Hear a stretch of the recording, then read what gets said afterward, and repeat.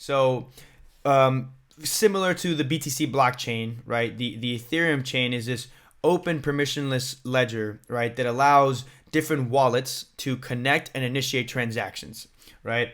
And basically a crypto wallet is essentially, it can be either a software wallet, so like a computer application, or it can be a hardware wallet, like an actual device, something like a USB, right? And basically these wallets, they allow you to have an account on these ledgers and initiate transactions back and forth, and you can hold different crypto assets in these ledgers.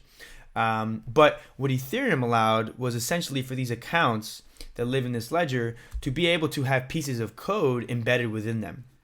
And this code is then able to be uploaded into this Ethereum virtual machine that the miners are upkeeping. And this is what allows different wallets on the blockchain to interact with these different code accounts, right? So in this this code is written in this language called Solidity, right? And these accounts that have this publicly accessible code within them, this is what we call smart contracts, right? And I say the word publicly accessible, right? Because theoretically, any developer can deploy code to this Ethereum blockchain, which is this public ledger that any wallet can interact with. And so the Ethereum ledger, it ends up having these two different types of accounts, right?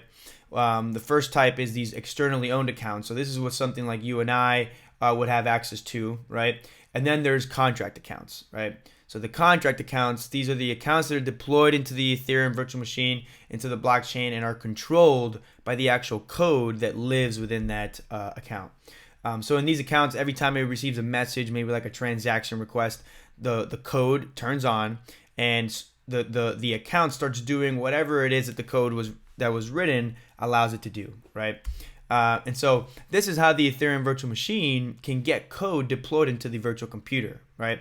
And because this virtual computer is part of the global decentralized system of Ethereum, any wallet has the ability to interact and make use of this virtual machine and of all this code that gets deployed. And so it really is the same way that anybody can interact with the Ethereum ledger, right? And so when we're interacting with this Ethereum virtual machine, what we're really interacting with is these smart contract accounts.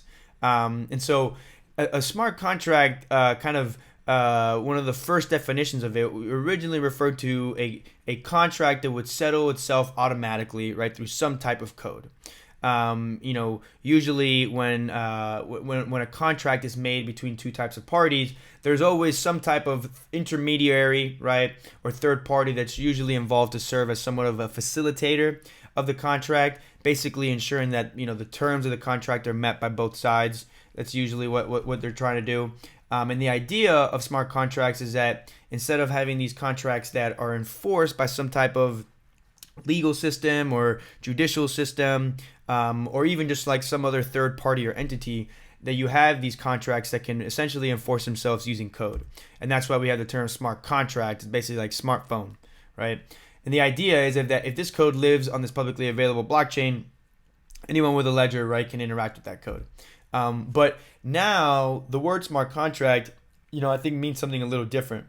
And this is the case with a lot of terms in crypto, because the space is so new, things are changing so rapidly. The definitions of things are just constantly changing. But now when people refer to smart contracts, they may not necessarily be talking about some type of code that's facilitating a legitimate contract, right? But rather it's referring to any of these accounts, on the Ethereum ledger that have these bits of code in them that we can interact with. And so it doesn't have to exactly involve a real contract, right, or something that simulates a real contract. It can really be any piece of code that you can add into the Ethereum virtual machine. And this was kind of the vision that one of the main founders of Ethereum, Vitalik Buterin, had in mind when building something like Ethereum. And that was to create something that would give developers kind of like a free canvas to design on, right?